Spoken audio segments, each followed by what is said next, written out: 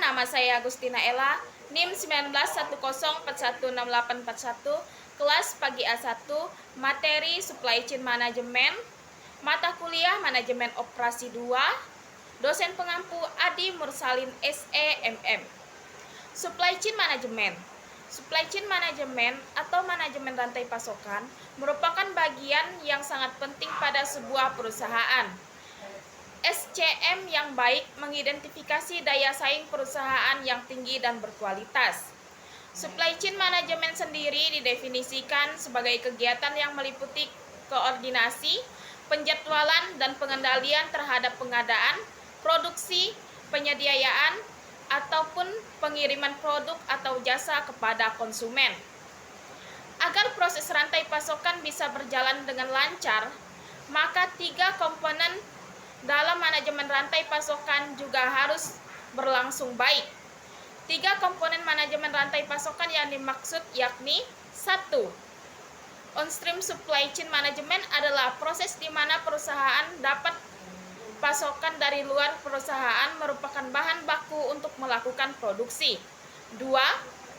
Internal supply chain management adalah tahap selanjutnya di mana bahan baku yang telah diterima lalu diproses dan diproduksi menjadi bahan jadi. 3. Downstream supply chain management merupakan proses distribusian produk yang telah jadi kepada konsumen melalui distributor. Fungsi supply chain management. 1. Fungsi fisik yang berupa mengubah bahan baku menjadi bahan jadi untuk keperluan konsumen. 2. Fungsi manajemen rantai pasokan ini berkaitan erat dengan berbagai macam biaya fisik seperti biaya pembelian bahan baku, biaya penyimpanan, biaya transportasi, dan sebagainya. 3. Manajemen rantai pasokan juga berfungsi sebagai mediasi pasar di mana menghubungkan atau perusahaan dengan distributor yang mendistribusikan produk. 4. Supply chain management berfungsi untuk memastikan dan mengatur pembiayaan terkait survei pasar, perencanaan produk, dan biaya lainnya di luar pembiayaan fisik. Proses tahapan supply chain management. Seperti yang diketahui, manajemen rantai pasokan merupakan suatu proses yang melibatkan banyak proses dan berbagai pihak. Sebuah produk dan atau layanan jasa bisa sampai ke tangan konsumen setelah melalui berbagai tahapan dalam manajemen rantai pasokan. Tahapan-tahapan tersebut antara lain: 1.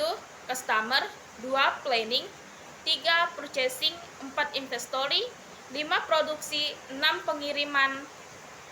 Yang selanjutnya, tujuan pemanfaatan supply chain management dalam bisnis. Agar proses produksi hingga distribusi bisa berjalan dengan lancar, pemanfaatan manajemen rantai pasokan menjadi salah satu syarat yang harus dijalankan oleh pembisnis. Pemanfaatan manajemen rantai pasokan dalam bisnis memiliki beberapa tujuan. Di antaranya, 1.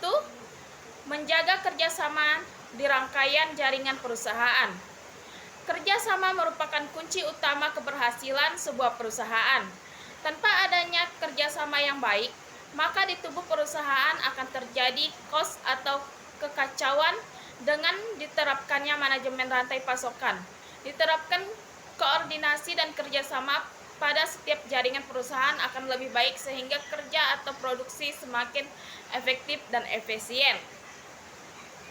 2. Menjaga kepuasan customer atau pelanggan. Sebuah perusahaan tidak akan mampu berjalan tanpa adanya pelanggan.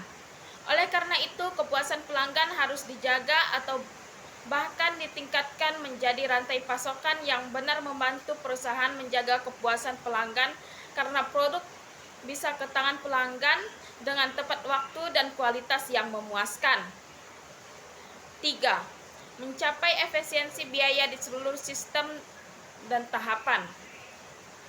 Dengan menerapkan manajemen rantai pasokan, diharapkan perusahaan bisa menggunakan dana yang tersedia dengan lebih efisien tanpa terjadi pemborosan karena pembelian barang yang tidak perlu.